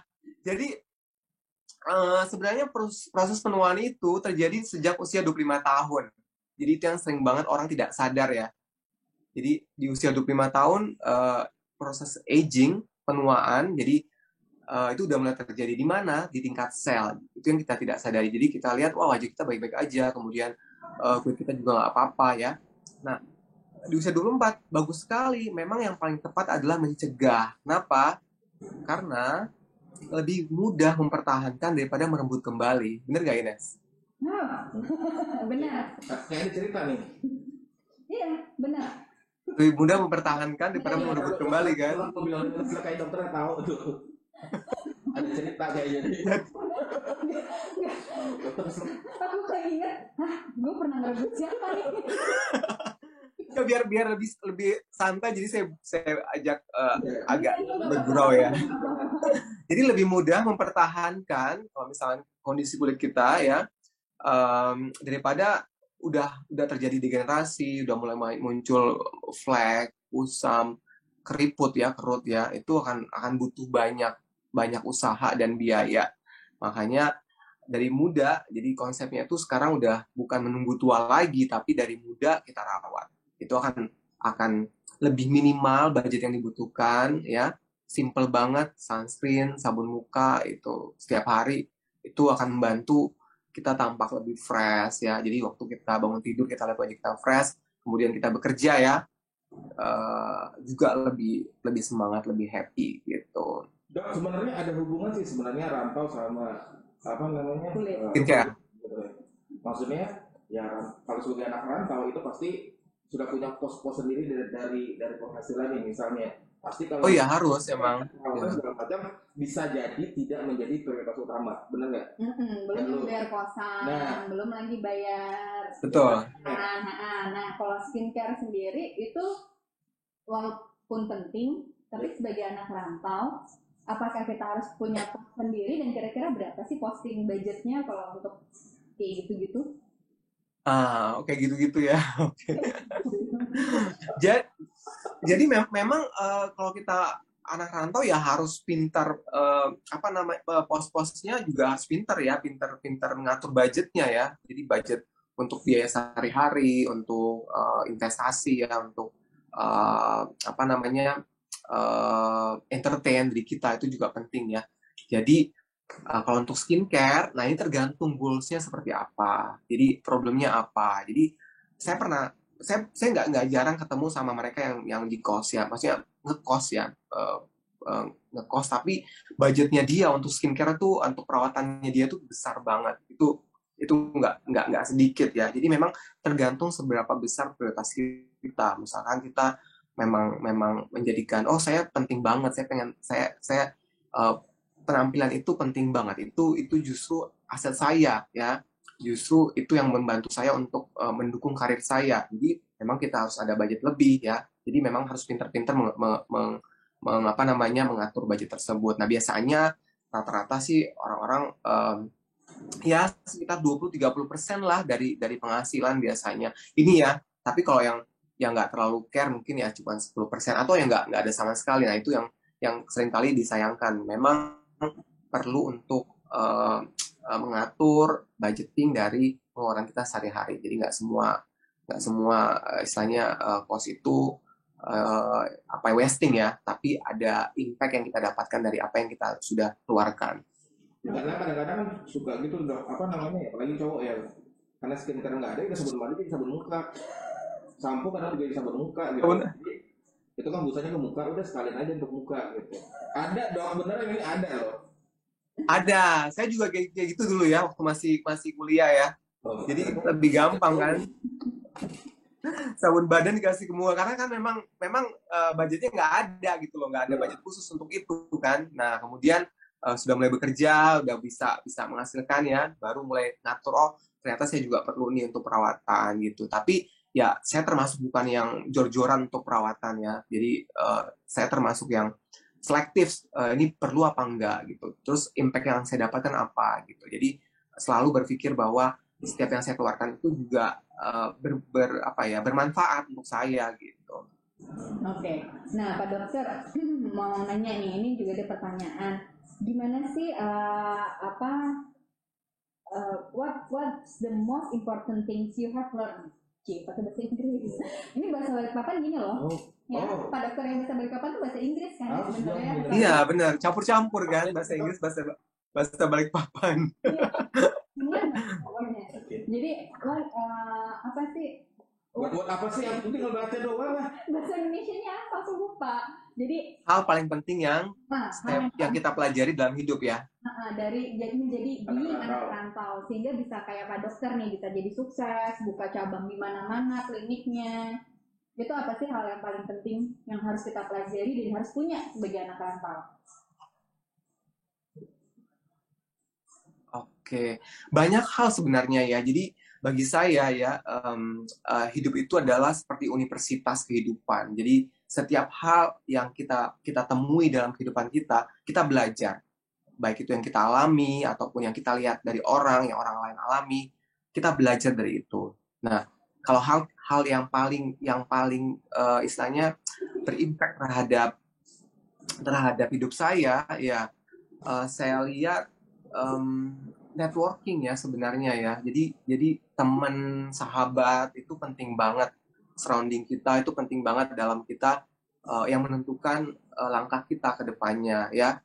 Jadi itu yang sangat untuk yang apa namanya kehidupan sosial saya ya. Selain juga keluarga tentunya yang sangat berpengaruh memiliki andil dalam saya mengambil keputusan ya. Nah kalau hal yang terjadi banyak hal sebenarnya dan semua saya anggap sesuatu yang penting ya. Misalkan saya pernah gagal dalam membuat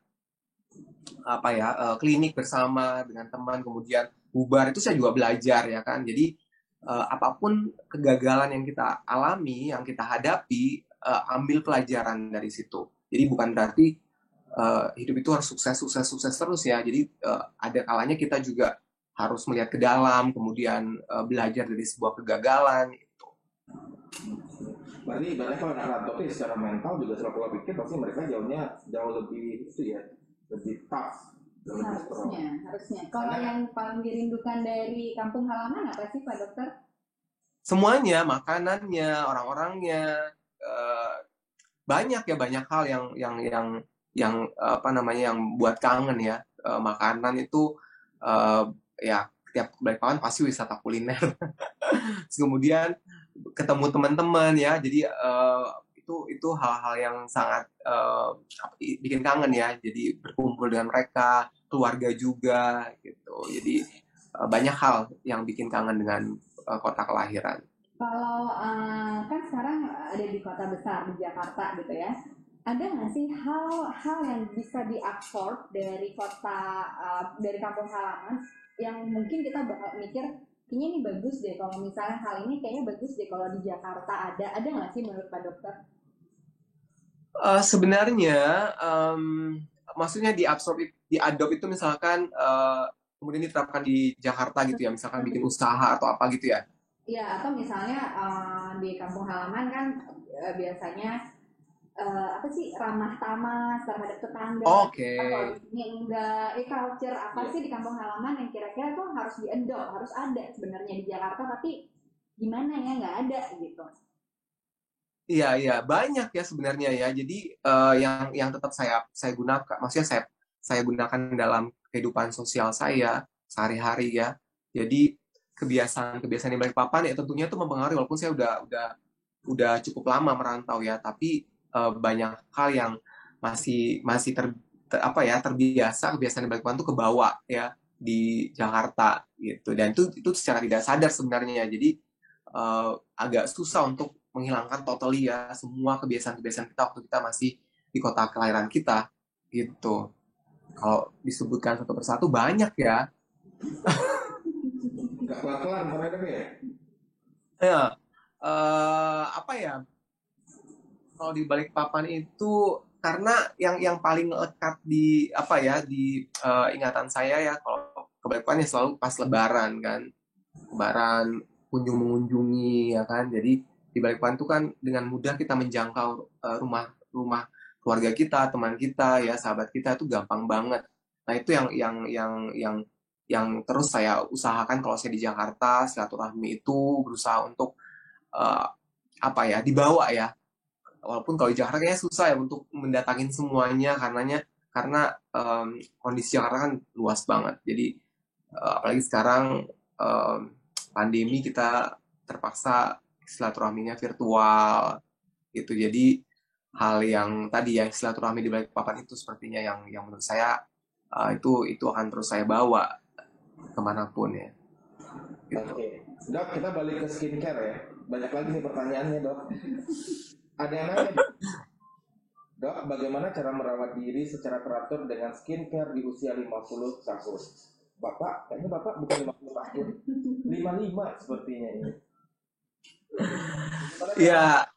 Di usia 50 tahun, Dok. 50 tahun ya. Ya. Jadi penuaan itu sekarang dianggap sebagai penyakit ya, seperti penyakit. Jadi penyakit ini bisa kita cegah, bahkan kita bisa balikin lagi ya. Jadi bisa dibalikin lagi. Jadi yang udah tua ini misalkan ya, kita bisa balikin lagi tuh. Dari apa? Dari perbaikan gaya hidup ya.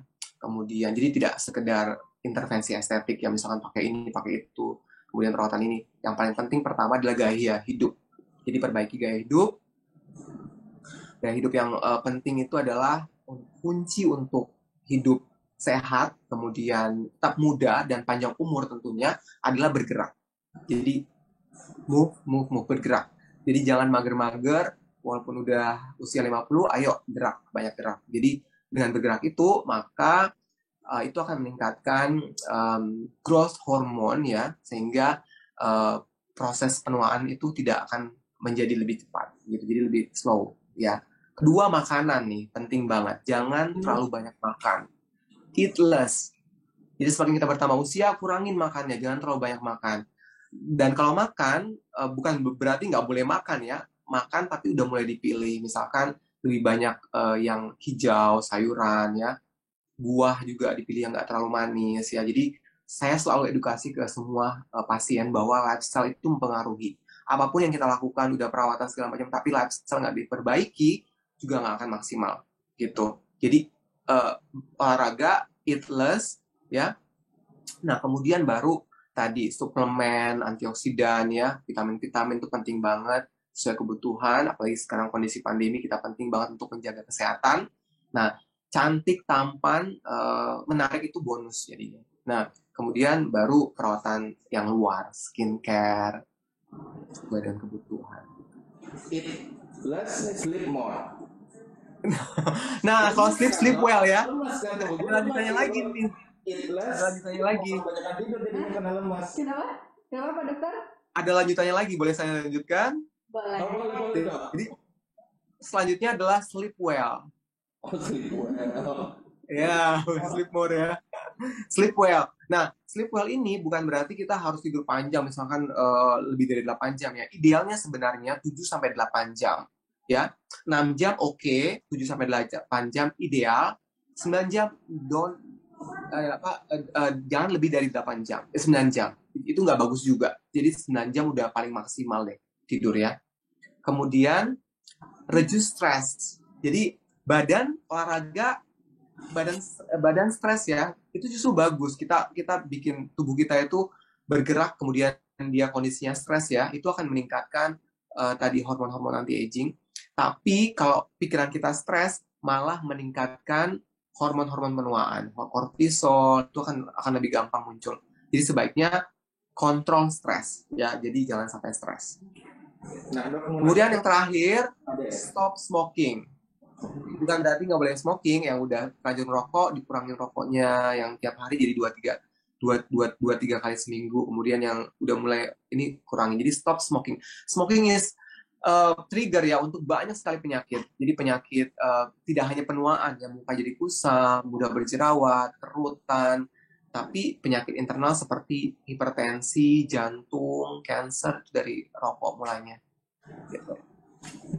Nah, dokter mau nanya juga nih, balik lagi ke rantau, kita bolak-balik nih pertanyaannya. Kalau sekarang kita ke anak rantaunya lagi, dokter kira-kira ada nggak bisa semacam testimoni atau misalnya mungkin suggestion, saran apa segala macam, advice buat siapa tahu nih ada kawan-kawan APS yang ingin merantau, siapa tahu bisa jadi, bisa jadi ya, nih. Antara ragu pengen deh ke Jakarta atau pengen deh ke kota besar, atau malah ada yang penempatan. Jadi kan kita APS ini kan seperti Glow Skin juga ada di 15 kota besar. Oh ya, tadi sekaligus menjawab pertanyaan tadi, ada salah satu di Bali ada Glow Skin nggak? Ada di Bali ya, di Denpasar, Banjarmasin, Balikpapan, Makassar. Nah sama kayak APS tadi di Banjarmasin, Surabaya, Malang. Tuh Bali ada ya. Tuh kawan APS. Iya. Ini nanya udah dijawab, ada di kota-kota tercinta. Nah, ya. Apa tadi? Apa tadi tipsnya ya? Tips atau advice atau saran sepertinya, Dok? Oke. Perantau. Iya, saya waktu dulu ya, waktu SMA itu termasuk yang bukan tipe yang suka jalan-jalan ya, jalan kemana-mana tuh kayak lebih senangnya ya udah di Balikpapan aja, nggak pernah traveling kemana-mana gitu ya. Jadi kemudian harus merantau ya, akhirnya beradaptasi dengan kondisi lingkungan ya di Surabaya seperti apa, demikian pula pada saat di Jakarta seperti apa. Nah yang paling penting adalah beradaptasi, namun jangan mudah terpengaruh ya, itu yang penting. Jadi dengan hal-hal yang memang misalkan ya impact-nya negatif terhadap diri kita ya, jadi bentengi diri kita dengan tadi ya, dengan ilmu ya, semua ya, ilmu-ilmu yang bermanfaat ya, termasuk juga khususnya ilmu agama juga penting banget. Terus kemudian saat kita berada di apa namanya di perantauan ya nikmati semua yang ada, prosesnya seperti apa ya, tidak mudah berkeluh ya, karena saat kita berkeluh ya maka kita akan runtuh ya. Jadi jangan berkeluh, tetap semangat, percaya bahwa tidak pernah ada usaha yang mengkhianati hasil. Jadi selalu berusaha untuk yang lakukanlah yang terbaik. Jadi saya berada di posisi sekarang ini ya, misalnya udah punya klinik dan segala macam misalkan, itu juga mulainya dari nol banget. Jadi saya dari klinik yang apa namanya kecil ya, hanya menangani klinik sekolahan bahkan ya, yang menangani anak-anak sekolah. Jadi tidak pernah terpikir bahwa saya akan buka klinik ya. Itu semua dipelajari secara learning by doing, kemudian terus meningkatkan skill kita. Jangan pernah berhenti belajar, karena saat kita berhenti belajar, kita berhenti berkembang. Itu. Nah, satu pertanyaan lagi. Gue suka deh tadi kalimatnya. Jadi kagum aku. Jangan pernah mengeluh. Iya, betul. Lalu kita akan runtuh. Iya. Nggak move on jadinya, mengeluh aja, nggak ada usaha jadinya untuk berubah jadinya ya dok ya. Dok, mau nanya satu lagi dok. Dokter sekarang itu ibarat kata sudah sukses nih, ada 10. Belum. Amin, Rabbal Alamin. Dengan number 10 itu kita indikator sudah dianggap itu sukses, buka klinik 10 cabang. Nah, dokter sebagai anak rantau, walaupun sekarang mungkin stay-nya Jakarta ya dok ya? Iya, kebanyakan di Jakarta, tapi orang tua saya masih di Balikpapan. Ada nggak keinginan mungkin someday itu untuk balik ke Balikpapan, jadi mungkin nanti untuk mengontrol usaha, bisnis segala macam mungkin dari Balikpapan, jadi nggak stay di Jakarta. Kan kebanyakan juga ada tuh misalnya anak rantau ketika dia sudah berkeluarga, misalnya di ibu kota di Jakarta, nah ketika dia pensiun, sudah tidak bekerja lagi, pada masa usia pensiun dia balik ke kota asal, jadi mereka menghabiskan usia senja, bahasanya senja, usia tidak produktifnya lagi di kota asal. Apakah Pak Dokter juga akan seperti itu? Pertanyaan menarik ya. Jadi sebenarnya ya ada satu hal lagi untuk tetap sehat ya. Sebaiknya kita harus tetap produktif walaupun usia kita udah tua.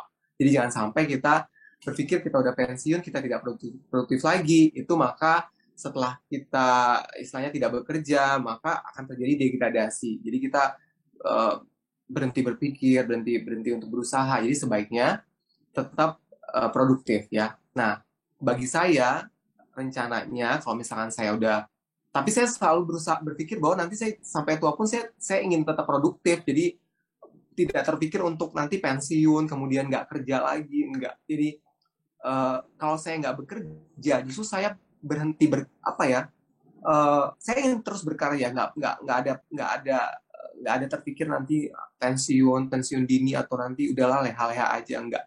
Jadi tadinya saya pikir sebelumnya saya berpikir nanti kalau udah usia lanjut misalkan saya akan pulang ke kampung Balikpapan, udah tinggal di sana. Tadinya seperti itu tadinya. Tapi saya nggak tahu ya, tiba-tiba pikiran itu berubah karena saya banyak mendapatkan contoh ya profesor anti aging, kemudian guru-guru besar, mereka tuh di usia 77 tahun mereka masih tetap belajar, tetap mengajar, dan itu menjadi inspirasi buat saya bahwa semakin kita produktif, semakin kita bertambah usia, kita tetap bekerja produktif, kita akan lebih panjang umur dan lebih sehat. Jadi jangan berpikir nanti udah deh ntar aku pensiun udah nggak ngapa-ngapain, jangan. Itu berarti kita menutup rezeki dari Allah nanti. Seperti itu. Tadinya saya pikir tapi setelah saya banyak belajar, belakangan saya lihat, saya bertemu dengan banyak orang, termasuk profesor-profesor tadi, mereka masih produktif. Saya pikir sampai tua pun kita harus produktif. Ya, Ines, masih ada pertanyaan? Oke, the last question ya Pak Dokter ya. Enggak, jujur ya. Aku jadi kagum. Yang kayak, oh iya ya. Sama ini nggak tahu gitu ya. Maaf ya Pak Dokter. Saya juga kagum kok sama Ines ya, dan semua tim Angkasa Pura. Luar biasa. Sebelum kita nanti lanjut ke pertanyaan, Ines ada pertanyaan lagi? Iya, jadi kan kalau sekarang mungkin Pak Dokter sekarang temannya udah banyak, bahkan ada dari kalangan artis, kalangan sosialita Jakarta dan lain sebagainya lah. Nah, menurut Pak Dokter sendiri, social support system itu penting nggak sih buat Pak Dokter? Maksudnya walaupun kita punya banyak teman, bukan berarti kan kita akrab ya, atau mereka menjadi social support system kita. Nah, menurut Pak Dokter sendiri, social support system itu penting nggak? Penting banget, iya penting. Iya, karena kita tidak bisa hidup sendiri ya. Jadi memang kita makhluk sosial, jadi social support system itu penting banget menentukan bagaimana kita berkembang nantinya. Jadi bagi saya itu hal yang sangat penting. Gitu ya, walaupun kadang-kadang ya kayak gini nih Pak Dokter, suka ngebully, suka ngeledek, ya kan? Lu care kan sama gua. Iya, iya. Karena aku tahu. Itu pertanda dia care ya. Caranya seperti itu dong. Ya, caranya aja. Dia aslinya Padang Pak Dokter. Kalau saya Minang Pride dong. Jadi kalau mana Minang Ya. Termasuk perantau yang luar biasa ya orang-orang Minang ya, bahkan sampai ke luar negeri tuh ada rumah makan Padang. Wih, ambot cie, lapar nih siang-siang. Dok, kita masih ada pertanyaan lagi nih. Ini pertanyaan terakhir, cuma ini menyangkut skincare, mungkin nggak terkait rantau lagi. Ini sedang membaca. Dari Banyak soalnya. Ya banyak ya. Oke, di era digital dan pandemi sekarang ini, apakah Pak Dokter akan mengembangkan bisnis di scale up dengan memanfaatkan kemajuan teknologi digital atau ada tips lain untuk menghadapi era digital ini ya? Ya, ya tentu saja sebagai perusahaan kita ingin terus berkembang ya untuk scale up ke arah digital ya. Saat ini juga kita sedang menggagas itu, namun memang kondisinya harus disesuaikan dengan keadaan sekarang ya. Jadi kondisi pandemi tentunya berimpact terhadap kondisi perekonomian kita ya. Namun tetap tadi digitalisasi tadi itu juga menjadi salah satu prioritas kita. Oke, tuh udah dijawab ya teman-teman. Apa tuh? Udah kan tadi yang ini. Bagaimana kiat-kiatnya bisa sukses buka cabang klinik kecantikan di berbagai kota? Apalagi dokter kan anak rantau dan sukses. Itu apa sih kiat-kiatnya bisa sesukses ini buka cabang di? Amin. Ya. Jadi semua cabang yang ada yang Glowskin buka itu semuanya ada sahabat saya di sana, saudara saya di sana. Jadi memang lebih banyak berkolaborasi ya dengan sahabat, keluarga, itu penting banget. Jadi itu yang membuat saya jadi lebih confident saat kita membuka cabang. Memang ada yang pegang di sana, kemudian kita bisa saling percaya satu sama lain ya. Jadi itu yang saya pikir memang penting. Jadi silaturahmi dan juga saling percaya. Ada target lagi nggak dok? Maksudnya ini udah 10 nih, akan ada nambah 1 lagi, 2, 3 selanjutnya gitu. Kira-kira targetnya cabang di kota mana nih gitu?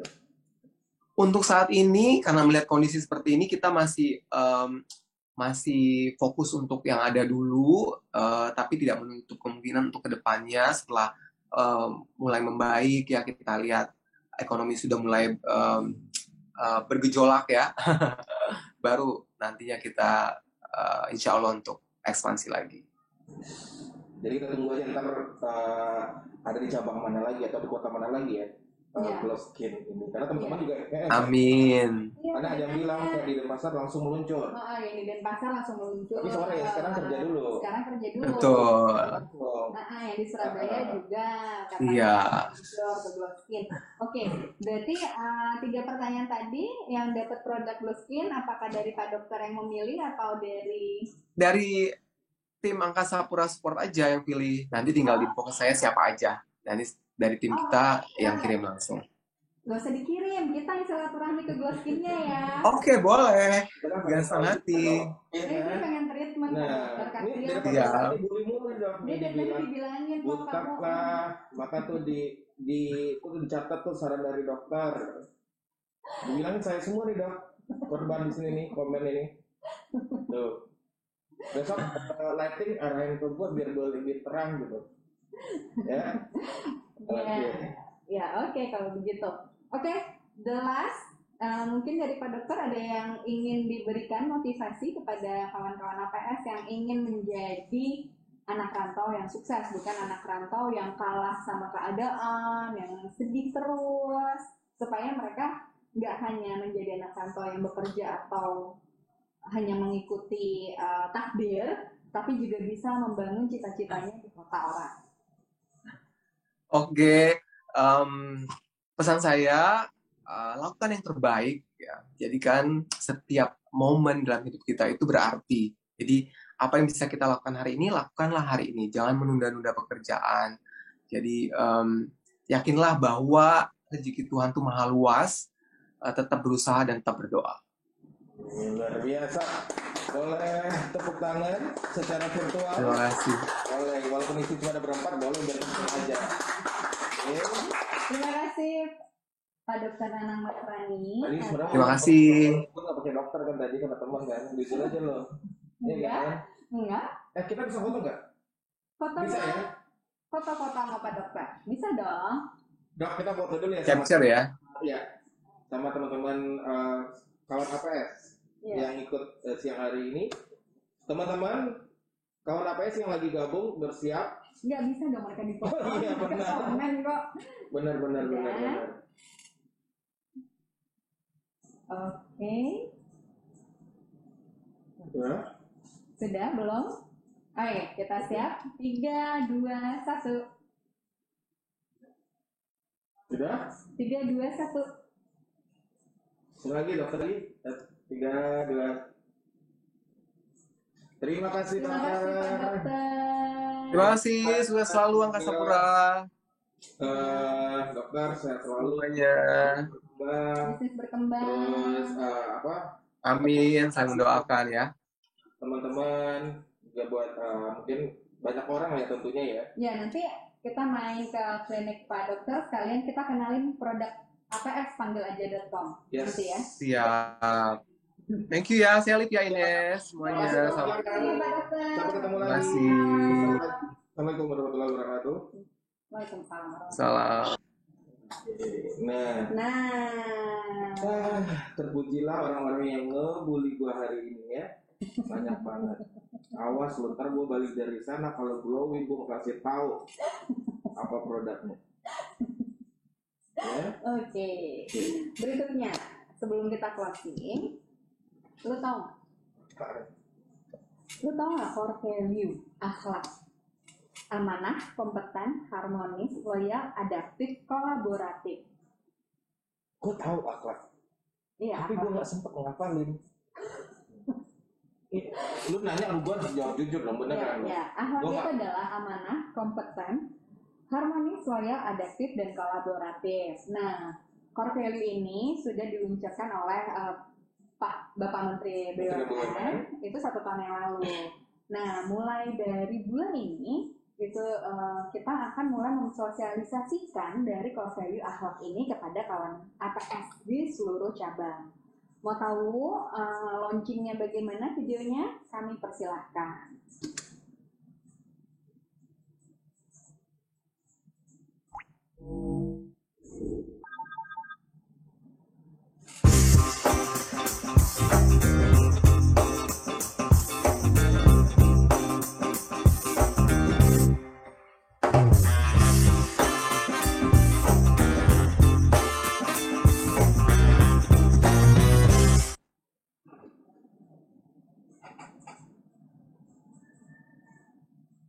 Kita juga perlu sebuah fondasi yang kuat, sebuah nilai yang menjadi panduan kita untuk bergerak. Hari ini juga saya ingin menetapkan akhlak sebagai core value, bukan lip service, tapi core value. Karena seyogyanya kalau kita bekerja atau berbisnis ada core value, ini justru yang menjadi kita kuat. Insya Allah, saya yakini dengan kerja keras kita semua, dengan akhlak kita sebagai core value, bismillah, lillahi ta'ala, Allah akan memudahkan. Agar setiap sumber daya manusia pada PT Angkasa Pura Support mengetahui, mengimplementasikan, dan menginternalisasikan nilai-nilai utama core value, akhlak, secara sungguh-sungguh, konsisten, dan konsekuen, sehingga melahirkan perilaku keseharian dan membentuk budaya kerja dalam mendukung kinerja perusahaan secara berkelanjutan.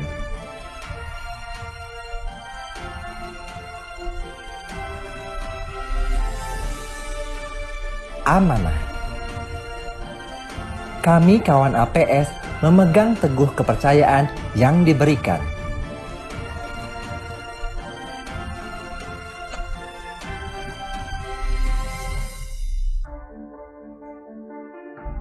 Kompeten,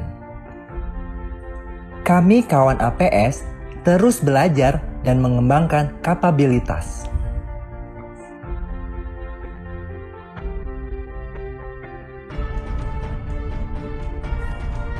Harmonis.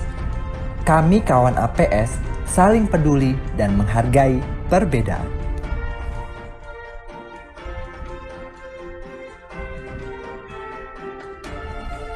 Loyal.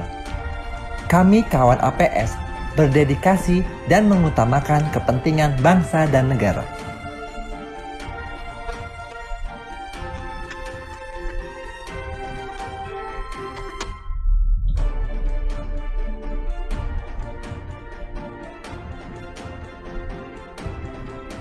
Adaptif. Kami kawan APS terus berinovasi dan antusias dalam menggerakkan atau menghadapi perubahan.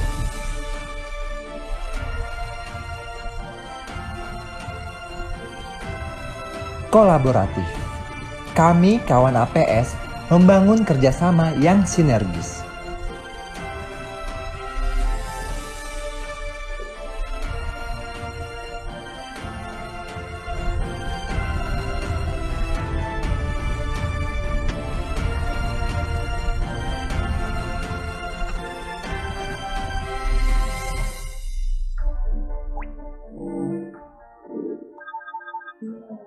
Jadi ya tadi akhlak ini wajar aja kalau misalnya tadi lu tanya ke gua, lu tau akhlak, gua tahu, bang, itu seperti apa? Itu pasti semua juga pasti seperti itu. Cuma pemaparan yang kita sampaikan tadi tujuannya biar teman-teman kawan APS juga mengetahui lebih detail akhlak itu seperti apa. Ya, nanti kan sosialisasinya ada oleh lagi ya?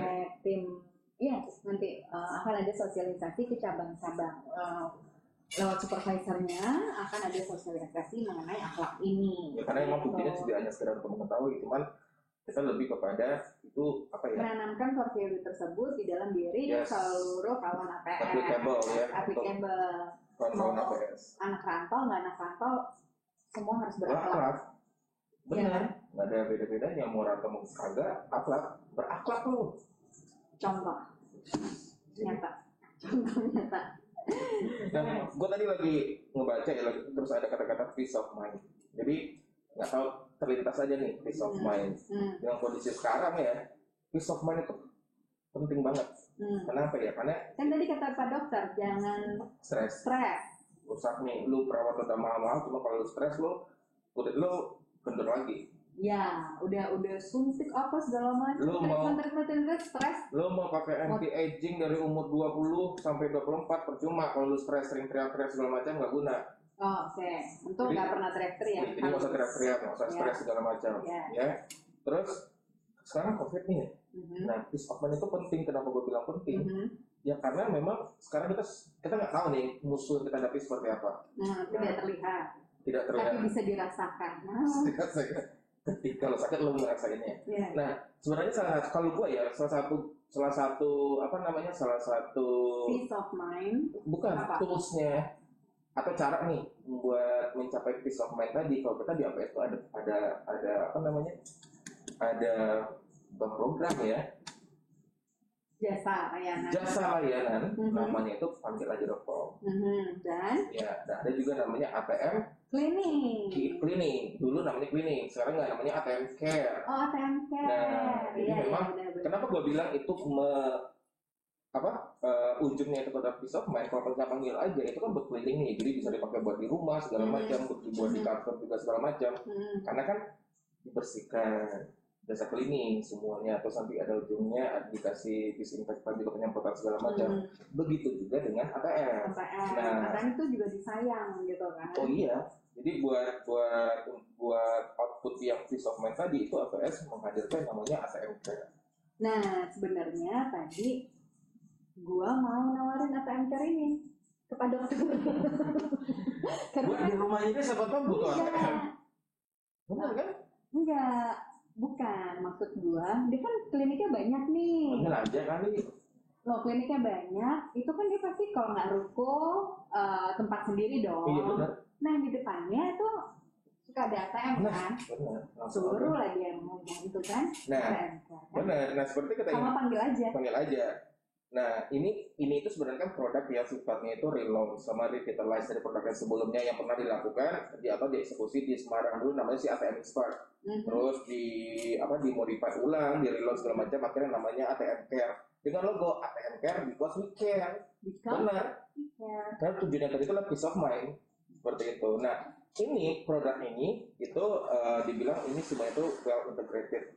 Artinya apa? Karena ini 24/7. Jadi ketika lu ada mau calling segala macam itu ready, adminnya juga ready, dan semuanya itu sudah well prepared mulai dari staff nanti yang akan handling, terus misalnya dari peralatan tempurnya segala macam itu sudah disiapin sama APS. Jadi nggak ngadi-ngadi kalau kata orang sekarang mah udah ATM Care ini ya. Benar, udah disiapin semua. Semuanya, pokoknya kalau misalnya ATM yang merawat adalah petugas ATM Care, everything gonna be alright.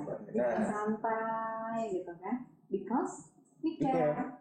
Nah, nah buat kawan-kawan APS nih yang mau ke skin tadi, ceritanya Ines tadi, itu kan bisa tawarkan nih sama si dokter juga, atau panggil aja, nanti bisa sekalian aja.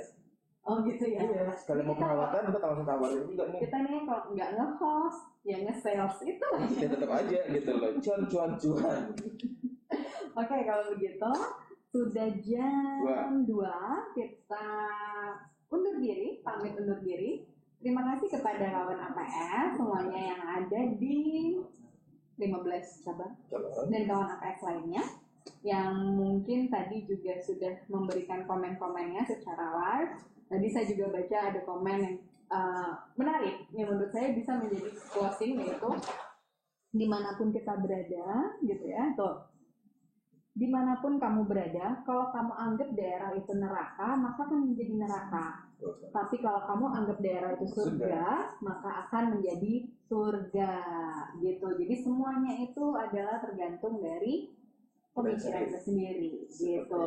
Jadi buat kawan APS semua dimanapun berada, selalu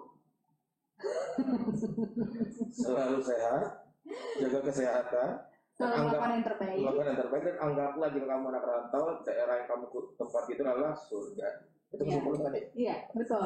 Dan jangan cepat mengeluh. Jangan cepat mengeluh. Kan tadi katanya Pak Dokter. Jangan stres. Baik. Oke, baik, kalau begitu kita ketemu lagi di APS Story di episode ketiga bulan depan. Karena APS Story ini insya Allah sebulan sekali ya. Bulan depan bertepatan dengan Sumpah Pemuda bulan Oktober. Dan yang pasti kita nanti akan tetap menyediakan nanti gimmick. Jadi buat kawan-kawan APS, dia tetap pantengin yang namanya APS Story tiap bulannya. Ada hadiah. Dan untuk hadiah hari ini, yang edisi hari nanti akan dihubungi oleh Mbak Ines atau tim dari Korkom kepada pemenang. Jadi nanti ada parfum dan juga paket produk skincare dari Glosskin. Demikian. Assalamualaikum. Assalamualaikum warahmatullahi wabarakatuh. Terima kasih. Sampai jumpa.